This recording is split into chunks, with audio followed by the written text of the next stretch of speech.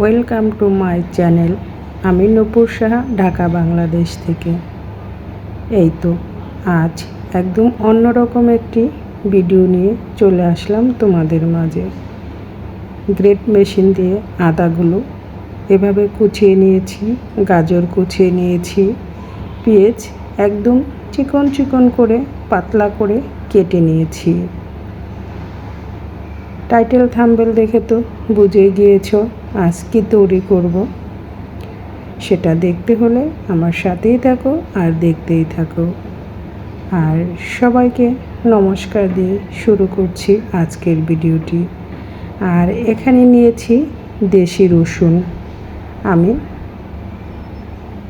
বটি দাঁতে কেটে নিয়েছি একদম চিকন চিকন ঝুরি ঝুরি করে। আর এখানে চিকেন নিয়েছি হাফ কেজি চিকেন, ফ্যাট এবং হাড় ছাড়া ছোট ছোট করে কেটে নিয়ে এই তো ছাদেও চলে এসেছি। আমি কয়েকটা পাত্রে দিয়েছি, কিন্তু যে প্লেটে চিকেন দিয়েছি সেটাকে উপরে নেট দিয়ে ঢেকে দিয়েছি, কারণ ছাদে দিয়েছি। ছাদে চিকেন তো কাক বা পাখি এরা খেয়ে নেবে, তাই তো উপরে নেট দিয়ে ঢেকে দিয়েছি যাতে খেতে না পারে। দেখতেই পাচ্ছ কতটা শুকিয়ে গিয়েছে। আবার মাঝখানে এসে এগুলো নেড়ে চেড়ে দিয়েছি, তখন আবার একটা প্লাস্টিকের কাগজের উপরে সবগুলো পাতলা করে লেড়ে দিয়েছি। কিন্তু পাতলা করে লেড়ে দেওয়ার পরে কিন্তু খুব তাড়াতাড়ি এগুলো শুকিয়ে গিয়েছে। প্রচণ্ড রৌদ্রের তাপ ছিল, তাই তো এক রোদেই প্রায় 80% এগুলো শুকিয়ে গিয়েছে। দেখতেই পাচ্ছ গাজর, আদা, পেঁয়াজ আর চিকেন আর নিয়েছি রসুন। এই উপকরণ দিয়েই আজ চিকেন পাউডার বানাবো।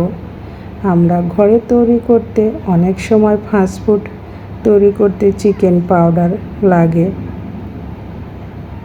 এবং সুপার শপ থেকে দেখা যায় আমরা বেশি দাম দিয়ে কিনে আনতে হয়, কিন্তু ঘরে তৈরি করে নিলে এই অল্প উপকরণে এবং কম দামে অনেকটাই তৈরি করা যায় এবং খুবই স্বাস্থ্যকরভাবে।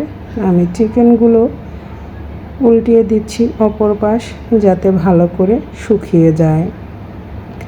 আমি কিন্তু চিকেন পাউডার আজ প্রথম তৈরি করতেছি। দেখতেই পাচ্ছ চিকেনগুলো শুকিয়ে একদম ঝরঝরা হয়ে গিয়েছে। আমি হালকা একটু চুলায় এগুলো গরম করে নেব যাতে একদম মচমচে হয়।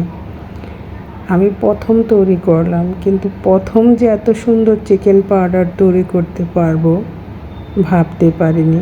আমার তো খুবই ভালো লেগেছে এবং খুবই সহজে তৈরি করে নেওয়া হয়েছে। আমি কিন্তু সবগুলো রোদ্রে শুকিয়ে নিয়েছি। যারা আমার মতো এভাবে বাসার ছাদে বা বারান্দায় রোদ্রে শুকিয়ে নিতে পারো, বা যাদের ওভেন আছে তারা ওভেনেও করতে পারো।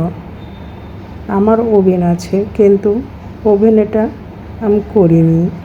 আজ এগুলো প্রচণ্ড রোদ উঠেছিল, তাই তো রোদ্রে দিয়েই শুকিয়ে আজ চিকেন পাউডার প্রথম তৈরি করলাম। আমি চিকেনগুলোকে এভাবে অনবরত 2 থেকে 3 মিনিটের মতো চুলার আঁচটা লো মিডিয়াম আঁচে রেখে এগুলো গরম করে নামিয়ে নিলাম। আর এদিকে দেখতে পাচ্ছ আমার পেঁয়াজ, রসুন, গাজর, আদা সবগুলো কিন্তু শুকিয়ে গিয়েছে।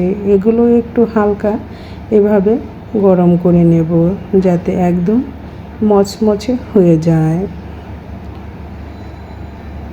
তারপর এগুলো একটু ঠান্ডা করে নিয়ে আমি মিক্সারে মিক্সড করে নেব। এগুলো চুলায় দিয়ে কিন্তু অনবরত লাড়তে হবে, তা না হলে দেখা যায় আগুনের তাপে কালারটা চেঞ্জ হয়ে যেতে পারে। তাই তো সেদিকে খেয়াল রেখে এগুলো অনবরত এভাবে নেড়ে চেড়ে চুলা থেকে নামিয়ে নিতে হবে। যে কোনো জিনিসই সুন্দরভাবে তৈরি করতে পারলে কিন্তু খুবই ভালো লাগে। আমারও কিন্তু খুবই ভালো লেগেছে যে আমি প্রথম চিকেন পাউডারটা এত সুন্দর 100% ঠিকভাবে করতে পেরেছি। তোমরা দেখতেই থাকো আর সাথেই থাকো যে চিকেন পাউডারটা আমার কতটা সুন্দর হয়েছে, না দেখলে বুঝতেই পারবে না। এই তো আমি চলে এসেছি মিক্সচারের কাছে। চিকেনগুলো কিন্তু ঠান্ডা হয়ে গিয়েছে। এখন আমি এগুলো অল্প অল্প করে 2বারে দিয়ে মিক্সড করে নেব। দেখতেই পাচ্ছ বন্ধুরা কতটা ঝরঝরে এবং একদম কিন্তু মিহি গুঁড়া হয়ে গিয়েছে। তাই তো বলি রেস্টুরেন্ট থেকে বা শপিং মল থেকে বেশি দামে না কিনে ঘরেই তৈরি করে নিতে পারি এত সুন্দর একটা চিকেন পাউডার। যে কোনো ফাস্টফুড বা চিকেন রান্নার সময় অল্প একটু ব্যবহার করলে খুবই সুন্দর একটা ফ্লেভার আসবে। আমার চিকেনটা কিন্তু গুঁড়া হয়ে গিয়েছে। এখন এই মশলাগুলো আবার আলাদাভাবে গুঁড়া করে নিয়ে একসাথে মিশিয়ে নেব। দেখতেই পাচ্ছ এগুলো কতটা পাউডারের মতো গুঁড়া হয়ে গিয়েছে। আমি এখন এগুলো একটা পাত্রে ঢেলে নিচ্ছি। দেখতেই পাচ্ছ বন্ধুরা কালারটা কত সুন্দর।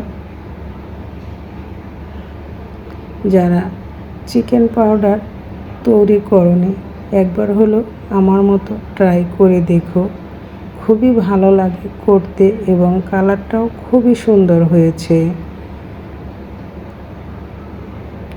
আর তোমাদের কাছে কেমন লাগলো?